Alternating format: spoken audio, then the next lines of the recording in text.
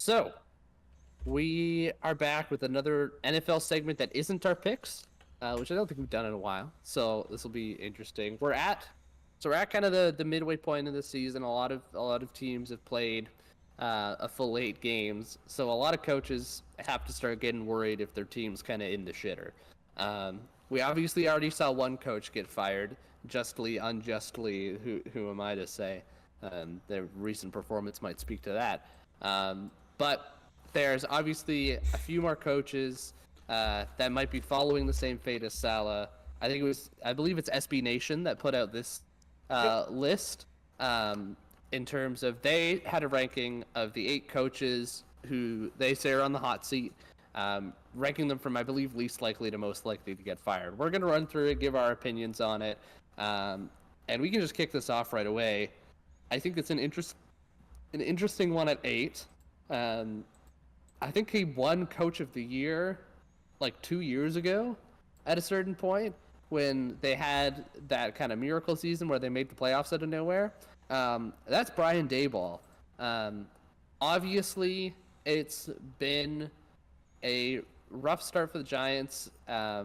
They just lost again tonight as of recording this. I believe that drops them to 2-6, 2-5. Whatever it is doesn't matter. His team isn't really going anywhere. You wonder whether it's a Daboll issue or a Daniel Jones issue. I have my own opinion on that, but before I say that, I'll throw it to you. Do you think this is kind of like a lukewarm seat at this point? We'll get hotter as it goes, but how likely do you think he is to get canned, either at or before the end of the season? That was the question I was about to ask as well, because I think that definitely changes it. I think that Daboll is going to keep his job for the season. I don't think he gets fired during the year. I just don't. They're already 2-6. I don't see the benefit of it, truthfully. I just don't. I don't really get why you do that at all. It doesn't make sense in my head. I could see them firing him, like. I could see them firing him. You just disappearing. Was that planned or did? Yep. Okay. All right. Well, Don't mind me. Yeah. Okay. Okay. I'm not gonna explain that for the audio viewers. I think that if they continue to have as poor of a season as they so far have had through the rest of the season, I think that there is a good chance he gets fired. Just because I think that we've kind of gone to the point where I don't think you're necessarily losing that much by firing him. I think you just want to try something new. I don't even necessarily care what that is. Daniel Jones is locked down for however long still, so you can't necessarily. Am I wrong? They might have an out. Well, no, yes, I think he's still under contract, but I think they might have an out. Keep saying your point, and I'll look that up. Yeah, because that would change my opinion. Because I do think the point you made right off the jump was whether Daniel Jones is at fault or Daboll. It's probably Jones. It's probably Jones, but I don't think Daboll has necessarily been that great otherwise anyway. Like I just think I don't know, man. Like this is a weird one for me because I think there's multiple parties at blame, but I think that Daboll is much more likely to get replaced than Daniel Jones is just because of the contracts. I think the contracts make it a wee bit tougher. If I'm wrong on that, then I think my opinion changes a little bit. I could potentially see Daboll staying one more year after this if they switch some stuff up, but they have to change something. Is what I'm saying. They do have a potential out after this year. The contract does technically go until 2027. Yikes! But they, according to whatever this is, spottrack.com, they have potential out this upcoming off season. It would be $22 million in dead cap, which I mean obviously isn't great, but compared to some of the other ones we've seen, Deshaun Watson. Yeah, that's what it was. Okay, yeah. God, what was the number on that again? Deshaun Watson. It was like 100. It was like 100 million plus. It was absurd. But no, like it's obviously not great, but that's still preferable to keeping him on the roster. I think they'll do that. because I think, in my opinion, I think it is Daniel Jones, and you just kind of outlined the scenario there that I think will happen, which is I think they'll give him another year. Brian Dable has been a very good coach. I mean, he got Daniel Jones that contract essentially. Yeah, that's and true. Daniel Jones just is not that good of a quarterback. Because again, I think a lot of that was with having Saquon that year really helped. I think it was a great coaching job by Dable, and it's just been kind of a disaster since. Like, I mean, even last year he was trying to win games with like Tommy DeVito taped to Tyrod Taylor or whatever they had going on at the end of the season there. But yeah, I don't think a lot of this is their fault, and I think the Giants ownership is willing to be a little bit more patient with them. I think, in my mind at least, you have to give Dable a chance with a homegrown quarterback, because he's the guy who helped make Josh Allen into what he is today, and I think that means something.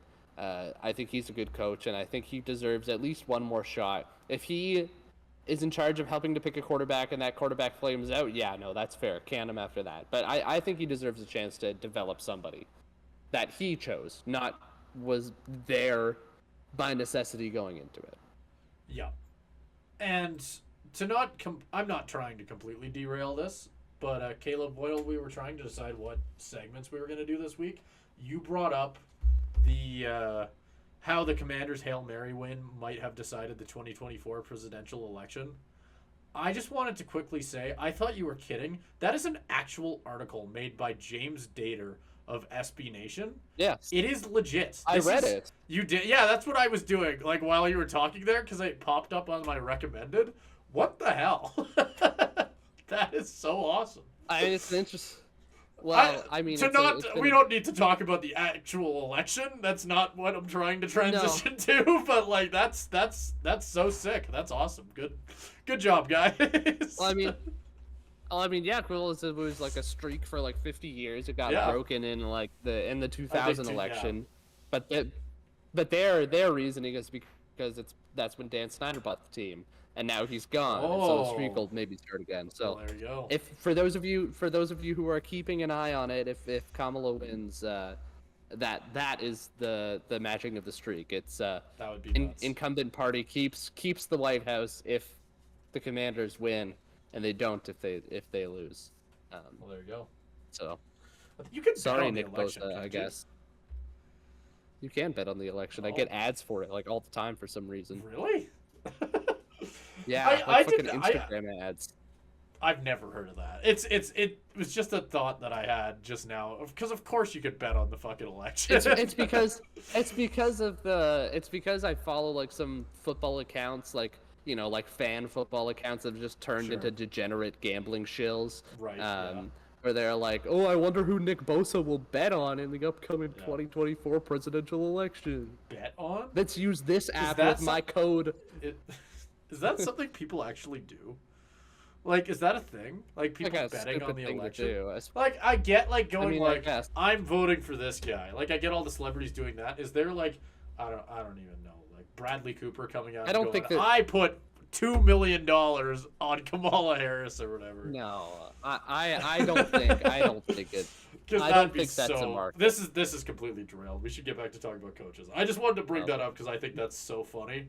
But yeah. Anyway, Carolina Panthers. Dave Canales is number 7, right under Dave or Brian. Dave. Oh, Dave is Dave Canales. I'm tired. Anyway, Dave Canales. This was the first podcast in a while you've done without caffeine. We're gonna blame it on that. Yeah. Canales is an interesting one because Canales could be. I when I first saw this, I was like, what the fuck? It's a first-year head coach. Like you got to give him time to cook. And then I was like, oh, it's the Panthers. He's fucked. David Tepper's probably in his mind fired him 5 weeks ago and just forgot to tell him. You know what? Oh my god, yeah. I'm gonna immediately jump in there to make a comment on David Tepper. I don't know if you heard about this. I thought this was pretty sick because I'm gonna bring this up solely because all we've done ever is shit on David Tepper because of things he's deserved to be shat on by. Apparently, there was like a massive. I think. And Caleb, I'm sure you wouldn't have heard about this because it's on the country music side of things, which is why I heard about it. But Luke Combs and Eric Church hosted a massive concert, I believe, for like hurricane relief in like Carolina Stadium, and David Tepper had like let them do it all completely for free and supplied everything. Apparently. Okay, well there you go. So good guy David Tepper. I wanted to throw that out there. That probably would have been a better shout out actually. Just all things considered. I should have saved that for shout out. But anyway, you know what? Give him props when he does one good thing. I don't know anything about Tepper outside of his sports ownership. His sports ownership has been shit. Who knows? Maybe he does. It sounds like, I guess he's done something good on the side too. Can't speak to the rest of his record. It sounded like it ended up being a stupid amount of money too. Like in the I think it was like $8 million or something. So yeah, no, it was props to a lot of money. I mean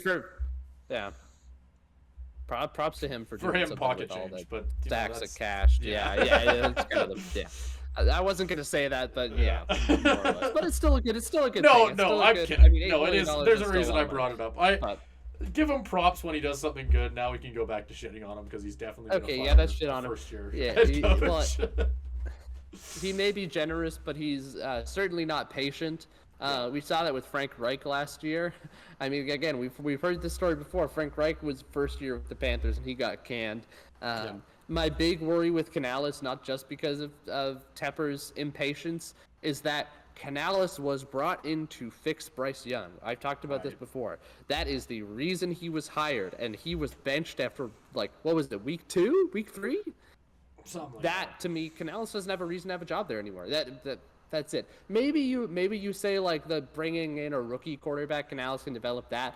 That's a situation I can see. The situation I can see him saying is if people get in Tepper's ear and are like, you can't do this twice in a row. And if they're like, let's give Canales a chance, restart over with likely the first overall draft pick next year. So maybe that's when he's safe, but there's a lot of. Let's. I'd be very worried if I were him. I think there's 3 options. I think because I don't think no matter what, Bryce Young, either Bryce Young is gone, Canales is gone, or some mix. Because I think either, yes, you keep Dave Canales, draft a new quarterback, see how they do for a year, so aka give him another year. Fire Dave Canales. I guess keep Bryce Young and see if another coach can make it work with him, which I don't know how much you're going to do that anymore. Or you get rid of both, which is probably the more realistic other option. But it's definitely a conversation. It's funny seeing him so low, knowing Tepper's history. And they even say that in the article, actually. It's the first year head. Yeah, it's the first year head coach thing. Like even as I say it, like, could Tepper really do it twice in a row? That's kind of what I'm like. I know that there's precedent for it, but I even still doubt it just because it's such a stupid thing to do. I think he should get another chance, but who knows? I don't know. Like no, go ahead. Speaking of what? Oh, I was gonna transition to our next one. Speaking of the greatest team to ever touch grass. Yeah, you know what? I'll just let you take this one. I was gonna say speaking of first year head coaches, but I might as well say like speaking of God's team to you. Yeah. Speaking of the greatest team to we're not in that segment anymore. I'm allowed to shit on the Titans now. I'm in a safe zone. The bit's kind of halfway. No, you're not. No, I'm not. I have to fully commit. No, you're. Stick to the goddamn bit, coward. Okay. All right, fair enough. Tennessee Titans, God's team. Let's. I think that it is entirely Brian Callahan's fault, though. This false record that you've seen that's been wrongly put on there due to scorekeeping errors. There's been a lot of issues that I've been hearing about that. Something related to like I don't know, like COVID probably. I don't know. So what do people blame these days for things? COVID, still. Probably. Yeah. Yeah, COVID. Yeah, you can. Yeah, COVID. But probably Brian Callahan too. They should probably just fire him. Put Will Levis as the head coach. Problem solved. Caleb, your opinion? For some sane Titans analysis, we can. I think this is a bit ridiculous. As a Titans, like. I think this year more than anything was the job was to evaluate Will Levis to see if you had anything, and I mean, we obviously know the answer to that. Yes. In terms of no, I normally feel like I wouldn't have to like explicitly say that, but I will for you, Simon. The answer is no. I don't think this isn't like the Canales situation where I get a little bit more worried because it's like Brian Callahan was brought in to help Will Levis. No, this was more of a trial rebuild year for me to say, do we have anything in this kid? If not, then we can just strip the piece for parts and rebuild. I think this is too high for him. I'd honestly put him last. I don't think there's much of a chance he gets fired. I feel like he deserves a bit more leeway with this, especially given the quarterback play he's had. And I agree with you. I think he'll definitely get at least one more year, depending on if they can turn things around. I think you are right. I think you got to just give them a chance with a bit of a different team. They have traded away, as they bring up in the article here, they did trade away DeAndre Hopkins. At this point, Levis isn't even starting. You got to think that just give them the chance to work with a roster that might actually be decent. Like, even going into the year, no one thought the Titans would be good. I don't think, you got to think that no one in that building is necessarily sitting here that surprised. I think they were maybe hoping for a better outcome, but it's not like they didn't know that this was a possibility that they'd start the year 1-6. So I mean, I would think it's weird for them to fire him. I think that it's a bit different when we get further down the list. Like I would make the argument that I would probably swap Callahan and Dable, honestly, on this list if we're just looking at the order, mainly because of the fact that expectations matter. And I think there were higher expectations for the Giants this year than there were for the Titans. And it's as simple as that, right? Yep. It's also circumstance. It's also circumstance. Dable's been there longer, right? So, I mean, yeah, regardless. We can move on. We're taking I don't have much to add to that. That's good. All right, well, let's rip through these a little bit quicker. Speaking of a team to rip through, Las Vegas Raiders. This was more interesting. Obviously, Antonio Pierce showed something with his interim gig last year. It put some much-needed juice in that team after having Josh McDaniels as a coach. But it's not looking the same this year. He's had some strange fourth down decisions where I think it was one of the most, again, my weekly John Boy shout out. It's a fantastic video on punts. It's an 1.5-hour long documentary about punting, and it's the greatest fucking thing I've ever seen in my life. But he created, long story short, he created this thing called the surrender index to basically quantify how cowardly of a decision it would be to choose to punt. And in week 1, Antonio Pierce had one of the most cowardly decisions in NFL history by surrender index score. And he's had a couple more of those where it's just anybody who knows football and any sort of common sense knows. Well, no, it's just weird. It's not that he's just cautious. It's that it's just weird and all over the place.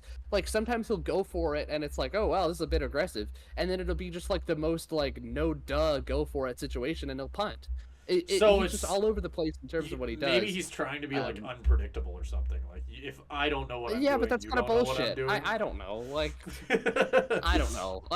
At a certain point, I feel he made his name off of improving the defense and being a better presence in that locker room. But I feel I can't speak to the Raiders' defense at this point, but I feel that locker room is kind of more or less falling apart.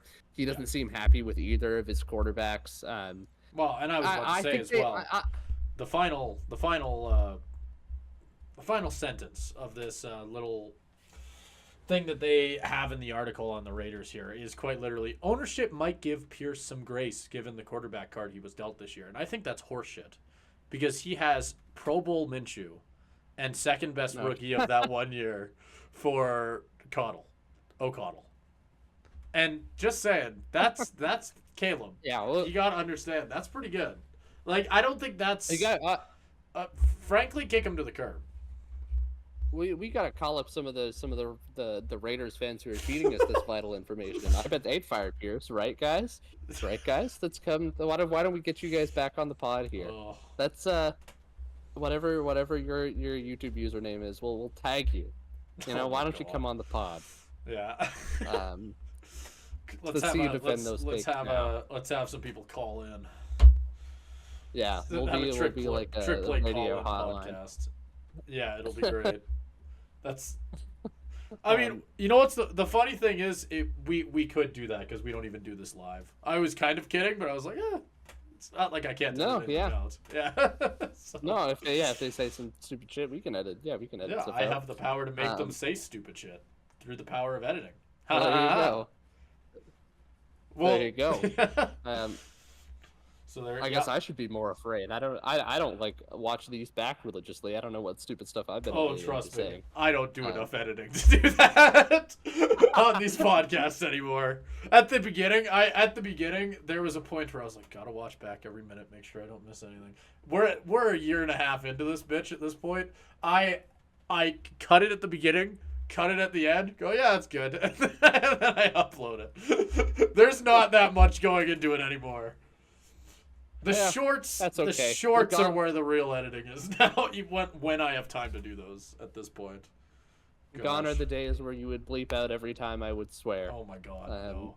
I'll forever think that was funny. I still remember after one of the Seahawks rants, my dad just like calling me and just going like, "Watched your short. You guys swear a lot in your podcast." It's like, Dad, you just watched one Seahawks rant. That's I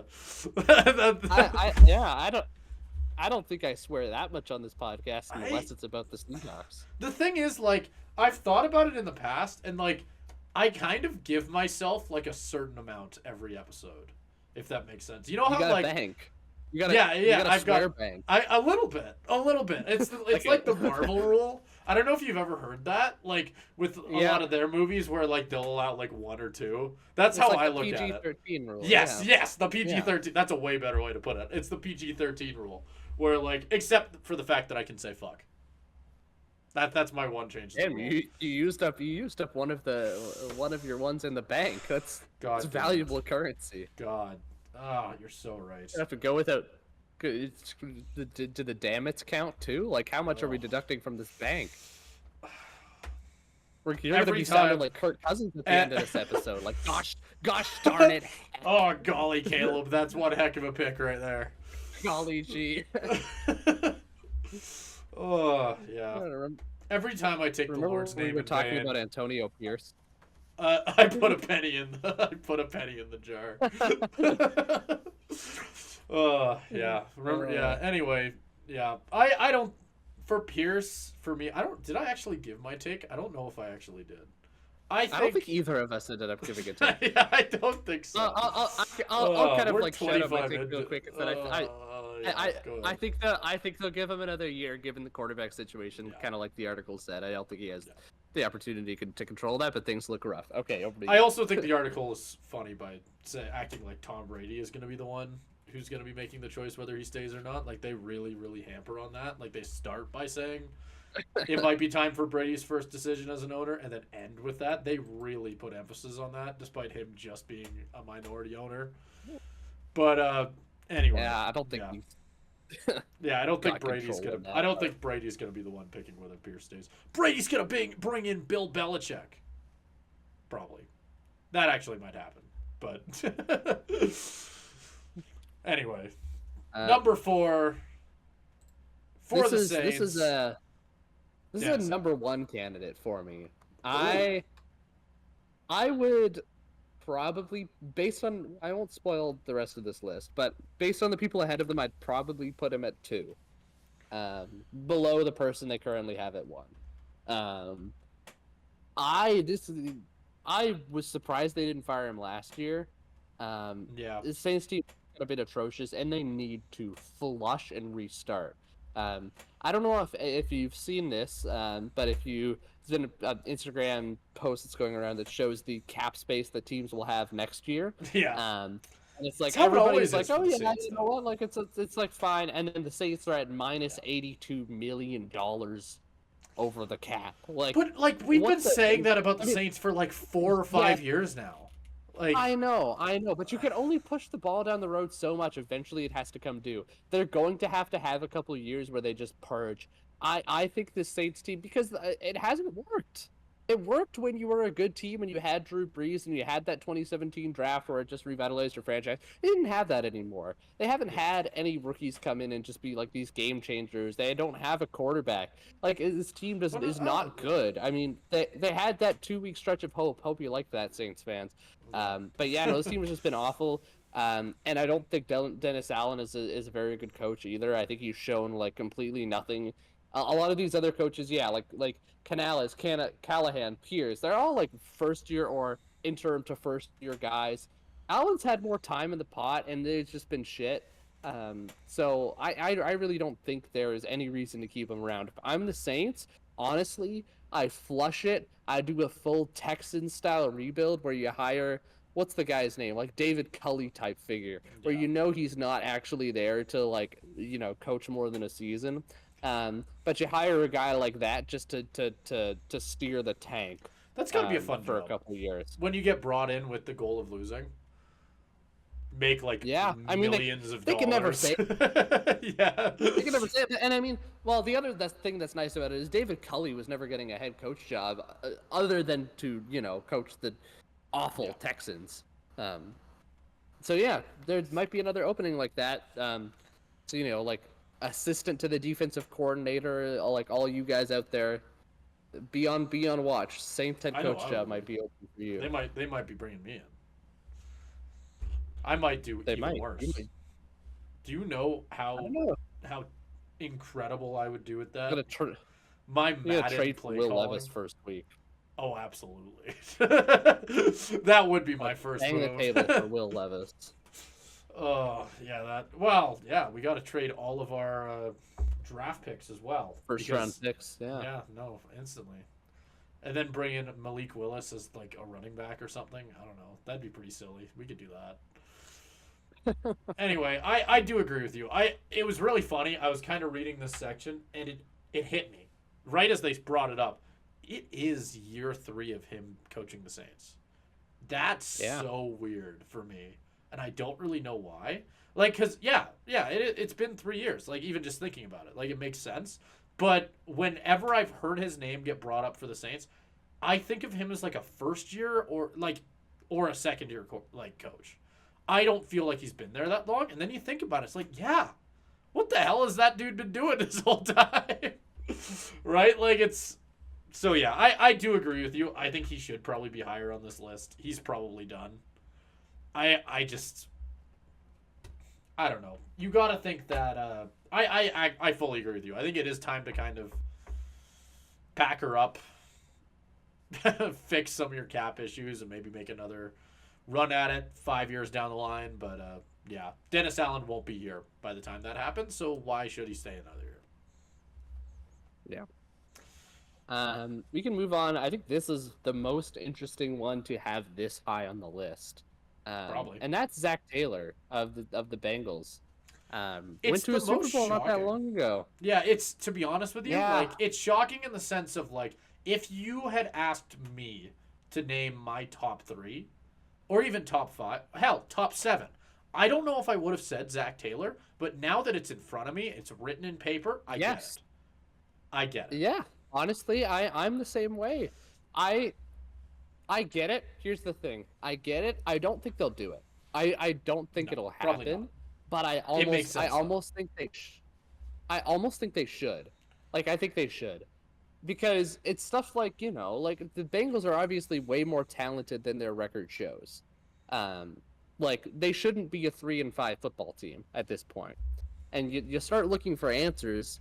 Eventually, when the talent is there, you have to start looking at the coaching, right? And it's not like Zach Taylor has ever been like a world beater of a head coach. Like, he kind of fell into Joe Burrow and Jamar Chase and T. Higgins and some great drafting and talent acquisition by the Bengals over the years. He was not really well regarded before that and was kind of on the hot seat before they went on their run. And I don't think he's very well received by the Bengals fans either. I mean, Bengals fans, let me know if that's wrong. But I mean, if you're gonna try to credit him for anything, like I don't necessarily think it's not like the Bengals are successful because of him. They are That's successful true. and he is Yeah. there. That's So fair. with these, if you're trying to look for a cure to the ills that they've kind of gone through, yeah, I think firing him is an option. I wouldn't do it mid-season. I wouldn't do it mid-season because I mean, we look how that went with the Jets, right? Like I think that injects too much chaos into the franchise if you're still trying to contend.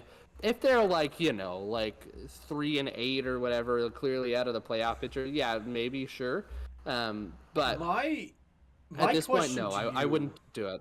You know what? Actually, I'll maybe save it because I think the answer changes once we get to like the top two here, maybe. But honestly, with the ones we've talked about so far, I don't think you fire any of them mid-season. Like with what happened with Salah, I think that set like an immediate, like, it's Yeah, just not I a would good idea. I would agree. I Maybe would that agree with that. changes with the next few up here, but I do agree with most of that on Salah. I think you made a good point. It's not necessarily him that's winning the games. It never really was. Like, that's not saying he's not a good coach. That's me saying that. I mean, look at the talent on the team. Look at the talent that was on the Super Bowl team. We know that Joe Burrow's, when he's healthy, he's a top 3 quarterback a lot of the time.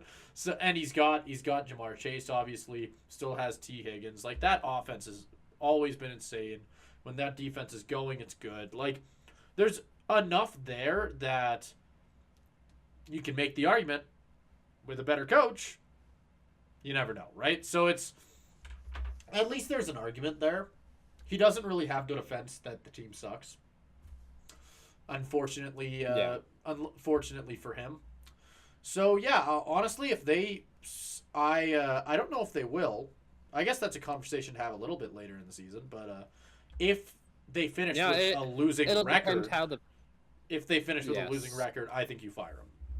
Was what I was going Yes, with. yeah.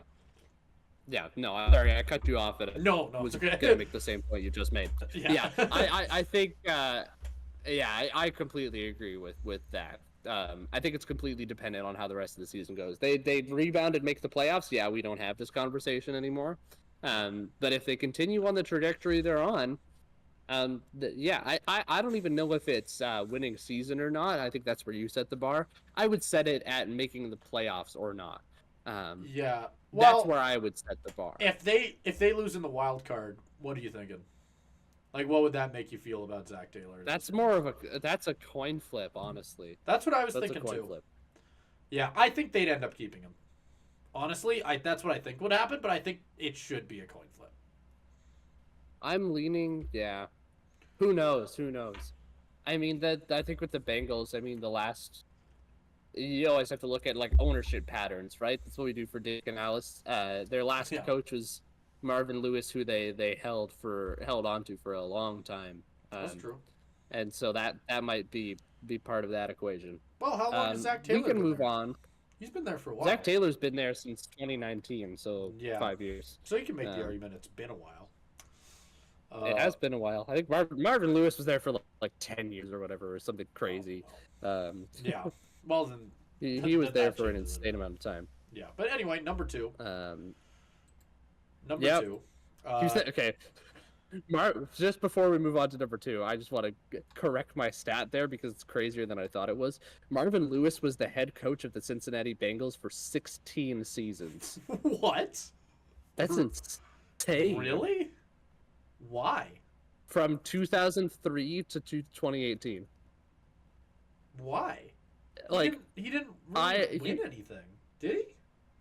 What did the Bengals win? well, they were just like They were consistently good, but never great. Yeah, that's what I thought. Yeah. He 8-8, 8-8, 11-5, 8-8, 7-9, 4-12, 10-6, 4-12, 9-7, 10-6, 11-5, 10-6, 12-4, and then he started losing. Like, consistently good but not great, and lost in the wild card game every single time. Yeah. Every single time they made it to the playoffs, they lost the wild card. All right. So this one is an interesting one in the sense that, as far as I can remember, it feels like every time a list like this is made, whether it was from his time on the Packers, whether it's now, I feel like he is consistently on a fairly warm seat. And I think that part of it is the seat that he's sitting on is one that gets talked about a lot. It's a team that it comes warm. it comes warm. Exactly. That's a better way to put it. It's already a heated seat, but Mike McCarthy for Yeah. the Dallas Cowboys. And yeah, this one makes a lot of sense. Honestly, I feel like I don't. Did we do this segment last year at any point? I don't remember. I don't think so. We did some sort of coaching segment where, like, I remember having the conversation about it at least, and I think, and if we did, I have a funny feeling I would have been on the side of fire him then. Honestly, like, I've just never been that impressed by the Dallas Cowboys with Mike McCarthy. And again, maybe that's the bias. I've been a Cowboys hater this entire time, so part of it I'm sure is that. But like, I don't get why he's been here for this long. Like, they've been consistently just they just haven't done anything. So for me, I seriously, unless something major happens to make you want to keep him, I really don't get why Mike McCarthy would be wearing a headset for the Dallas Cowboys next season. I just don't. I don't know why they do it. Yeah, I wonder, just because I think Jerry Jones seems to have a good relationship with him, and you talk about like looking at ownership patterns. The Cowboys, that means a lot more than most other teams, considering the amount of control and influence that Jerry has Yeah. over his Cowboys. And I look back at Jason Garrett, and I pulled it up. Jason Garrett was the head coach from 2010 to 2019. So he got a good 9 years. Shows that he's willing to stay committed. I'm not sure if that happens with how the Cowboys are going. I think if they continue on this trajectory where they're 3-4, like if they finish with a losing season, I think he's done. But I almost wonder if he gets a little bit more slack, just because Jerry seems to kind of be behind him. Because like you said, I think we could have seen him go last year and he didn't, and I think that's maybe a sign of something. Who knows? I think the Cowboys are starting to fall apart, anyways. Yeah. I'm leaning with you to say they're probably going to fire him at the end of the year. Yes. I don't think If he they gets fired continue on mid-year. this trajectory. No. No, me neither. But I wouldn't be I wouldn't be shocked if they kept him on for an extra year, just knowing ownership. Okay, that's a fair point. I wasn't necessarily thinking about that. But yeah, for this last one, and it's funny, for all of the ones we've talked about, I think the major consistent part that I brought up was, again, I don't necessarily think you fire any of them mid-year.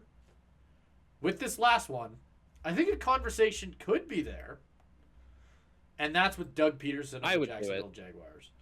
Yeah, I mean, at this point, I don't disagree with you. I think at this point, you got to do just about anything to try and turn this team around.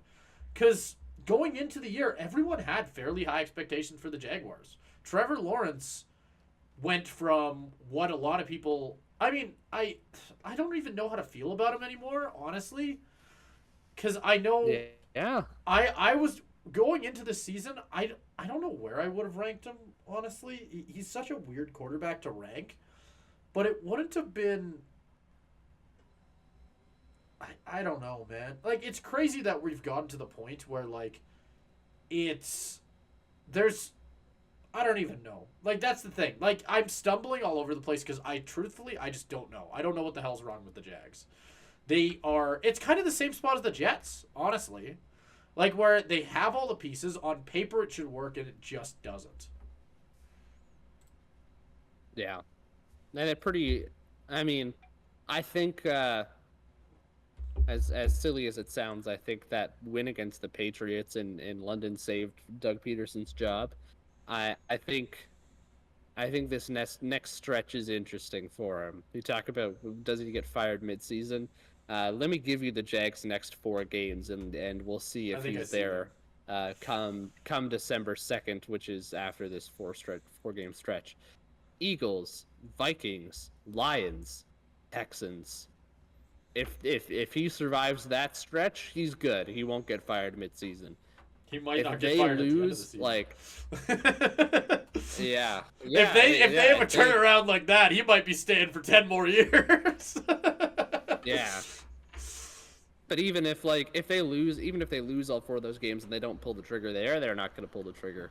I think if you make it out of that stretch with your job, I think you're making it the rest of the way. Yeah, that's rough. It's rough. Yeah. I don't know what else to say. I mean, it's been pretty bad. Yeah, like I really don't know what else to say to this one. They just haven't looked great, and they've been subpars. And again, you talk about being brought in to kind of fix or help a quarterback, and Doug Peterson was supposed to help Trevor Lawrence's development to a certain extent, and just didn't do that. And I caught glimpses of the Packers and Jags game, and there are just moments where he's just like completely roofing throws over people's head, and just like does not look like the first overall pick savior quarterback that he was supposed to be coming into his Jags career. And so you almost wonder, like, I think, and I've been like, to one of the other NFL podcasts I listened to mentioned how like this is going to be a very coveted job once he gets fired, because everybody is going to look at Trevor Lawrence and be like, I can fix him. Like, you know, like how I am with the Bengals. I think a guy even like a Ben Johnson, like that might be an ideal spot for him to go in and try to fix that offense. I think unless they have a major turnaround, I think he's doomed either way. I think it takes one win against those 4 teams to save his job through the season. Yeah, I don't think there's much of a chance that he stays on. I think the most likely answer is he gets fired mid-season and loses all 4 of those games. Yeah, and I don't disagree at all. I honestly at this point just don't really. It's crazy to me that he's lasted this long. It's just. I just don't know, man. Well, like, I think it's the game against the Patriots, because I think if they were in America, they would have fired him after the Bears game. That's my honest opinion. But I think that because they were in Britain, and you know, like the logistics of firing a coach while you're staying overseas for a week is probably disastrous. So they were probably like, you know what, let's give him one more game, and then he won it. I think otherwise he would have been gone after that game. Any other circumstance, he's literally playing with house money at this point. Yeah, that's a fair point too. I mean, you gotta wonder if it would have been an awkward flight home. Maybe that had some sort of factor. You never know. You gotta fly home with the owner who fires you. Like, is that the sitch? That's not fun. Anyway, I've spent the last little bit trying to set up a bit of a meme. It's not gonna work. Yeah, I was gonna put Mike McDonald on the screen, but my Photoshop skills in OBS is not that great, so I'm just not gonna do it. Anyway, there you go. There's the list. I was gonna ask, legitimately, if you had any honorable mentions. It probably would have made sense to go that off the jump. But well, no, it's okay to shove it in at the end here. I have one. Okay. I have one, and that depends on one thing. It depends on the accountability behind one single decision that has been made. And that is, and I think this changed after last week. I think he definitely would have been on this list if what happened last week didn't happen. That's Kevin Stefanski and the Browns. Ooh. I think that's the obvious omission here. Yeah. Reigning Coach of the Year winner. True. But when I talk about accountability for one decision, if he is the person who is deciding to keep Deshaun Watson in that entire time, then there's that's a fireable offense to me. If it's a mandate from ownership, the GM, whatever, fair enough. But if that was his decision, that's a fireable offense. No. That's all I can say. I think he probably got off this list by beating the Ravens, and I think Deshaun Watson's injury was the best thing that ever could have happened to him. It's kind of crappy, honestly, because I feel like he's kind of gotten a bad hand for a lot of his Browns career. Like, He's shown that he is a really good coach. It's just like He's a really good coach. every single chance he's gone to like improve the team further, it has kind of just gone wrong. I mean, yeah, you finally get a quarterback, but yeah, the whole Deshaun Watson thing happened, and now here you are. So it's I and obviously you thought you had a quarterback, and then that quarterback ended up not being good until he screwed off and went to Tampa, right? So it's I don't know, man. For him, I just don't. I don't know. I agree with you. I think he is absolutely at this point. His seat has to be getting warm. I think Jameis definitely saved it. If Jameis starts and plays well for the next little bit, I think that Stefanski can probably afford a losing season. To be honest with you, I think. Yeah. I think Honestly, he'll again, probably I think he will too. I think it was worth a mention. Yep. I think if Deshaun Watson was still starting games, absolutely there would be a chance for them to be fired because Jameis gives you a certain it depends. floor. It depends who is. Yes, but I wouldn't be shocked, if they didn't win any games the rest of the year with Deshaun Watson, which that's kind of how it looked like it was gonna go. Then yeah, I might have still pulled the trigger as ownership just to give a scapegoat at a certain point. No, that's fair. It's just a disaster over there either way. Again, the Deshaun Watson injury is the best thing that could have happened to that franchise. Yeah. Nope, I don't disagree with you. We don't wish for injuries, but sometimes. Except for in one specific circumstance. Yeah, sometimes. But yeah, anyway, there you go. Those are SB Nation's 8 NFL head coaches on the hot seat right now, ranked by most likely to get fired, and our takes on them. So there you go. Next up, are we doing another segment? We'll talk about that. Potentially. There might be something next. I don't know. Let's find out.